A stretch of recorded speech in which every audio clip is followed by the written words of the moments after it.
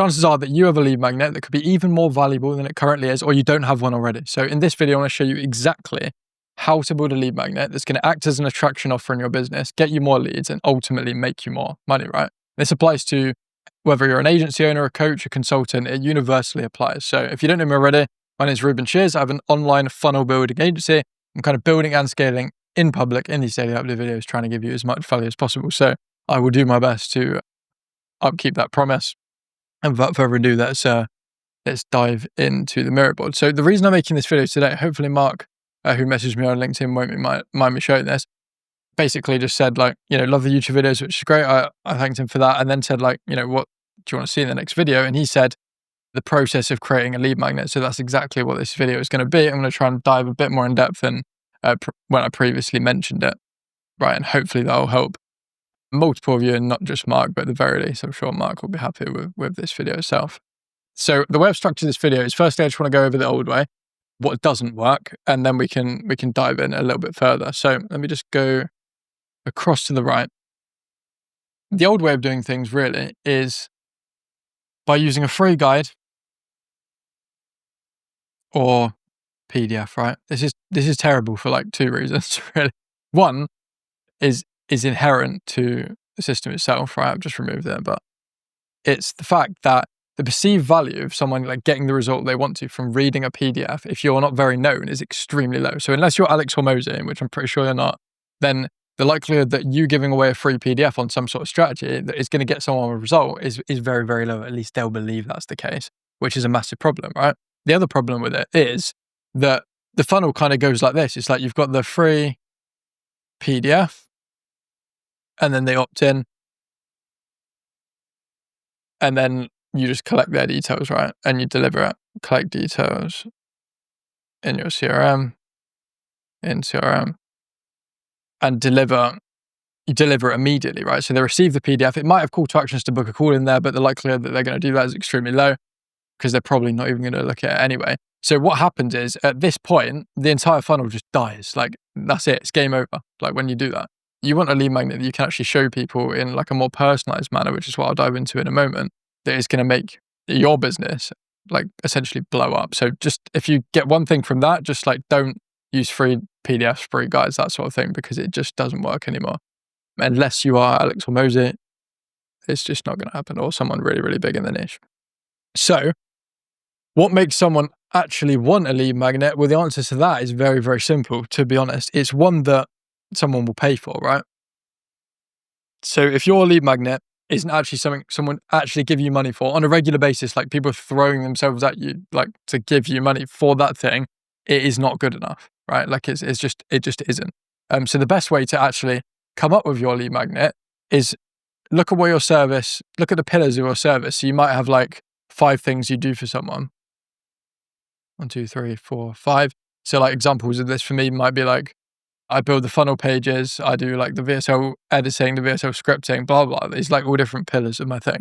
You just pick one of these things, right?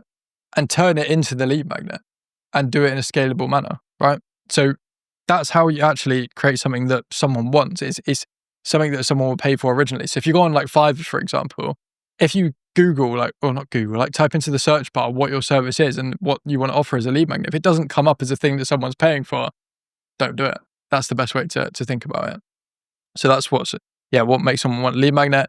And then what is a good lead magnet for you? And from a business perspective, if you want to scale your business, then you need to have a lead magnet that is scalable, of course, right?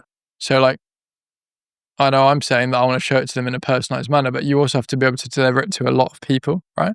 And the way to get around this is by having a lead magnet that you only show to the hyper qualified people. So once they've gone through, your VSL, they've been qualified, and you've mentioned this lead magnet earlier on, so even the people that aren't qualified, but the only people that receive it are the ones that actually get to book a call with you, right? This hypothetical lead magnet, and you only show the lead magnet. You've mentioned it already, but you only show the lead magnet on the call with them. This is how you make money from lead magnets, right? That's how you do it. So I can only really talk from personal experience about how you physically create one, but this should give you a bit of insight on how I actually do that. So I decided that, because one of our pillars, let's just do it as pillar 1 hypothetically, is our 3-page funnel, right? And one of these pages is the VSL page. One of these pages is like just a booking page. And then one of these pages is like the thank you page. I don't know why those 2 dots are not going away. Anyway, this is like the funnel, right? So I just decided, okay, I'm going to use this. I'm going to template this and I'm going to make this the lead magnet that I can personalize for everyone that jumps on a call with me. So what I did is I just basically made it so that everyone fills out a type form, right? With info. So that includes their website. You could do a lot with this information, by the way. I collect their website in the type form when I've asked for a bit more info about their business. Once I've got their website, I have an AI that automatically, through a Zap, I've actually put this in a video at some point, like in the past, you're going to have to go back and find it, about where it scrapes the website for all of the data about them and does a Google search kind of on their name, collects all of the data on that and allows me to use that data to automatically create a landing page. That's awful, isn't it? Landing page using my exact structure with their content that we've kind of scraped, right? And then I can show that on a mass scale. So a good lead magnet is also one that is personalized, but you can scale at the same time. So I don't know, I'm trying to think of another example, like other than my own business, of how you could do that. But for example, you could do a roadmap. So if you have a set way that you get people to a goal, right? And you've like got a bit of info on them and their journey so far, then you can actually integrate that into the creation of a roadmap automatically. Again, with AI, like somehow that'll be like super valuable. So again, the lead magnets that actually work, lead magnets that work are on sales calls. Never show the lead magnet in the DMs, never show it any time before then. Don't do PDF, don't do free guides.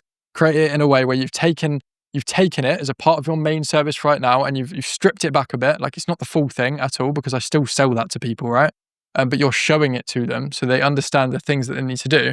So at the very least, after they've got off the call with you, then they have they have like 2 ways of going. They can either go and do it yourself or done for you, which is my service, right? They have a choice at that point. At the very least, they've got an immense amount of value from that. So you need to just think about how you can take a bit of your service, strip it down a bit, show it to people only on a call and like pitch that as the value initially in your kind of direct messaging to get more yeses and then go from there. I really hope this video has helped because it is a direct question from Mark and I've answered that as well as I can, I think.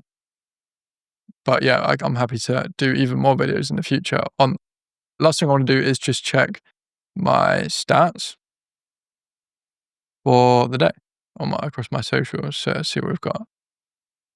115, 1161, and 8731.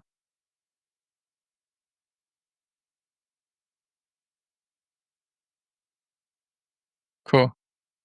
Let's connect that to September the 3rd. So you can see that actually I gained 0 subscribers in the last 24 hours, but the 24 hours before that I got a 9. So that's just it. That's just the deviation in growth, right? But it averages out over time, as you can see, because the growth trajectory is relatively linear over time so far, which I'm pretty happy about. Hopefully at some point it will become exponential. I'm sure it will. If you enjoyed this video or you got value from it, then you can watch another one of these videos on the screen there. And I will catch you guys in the next one.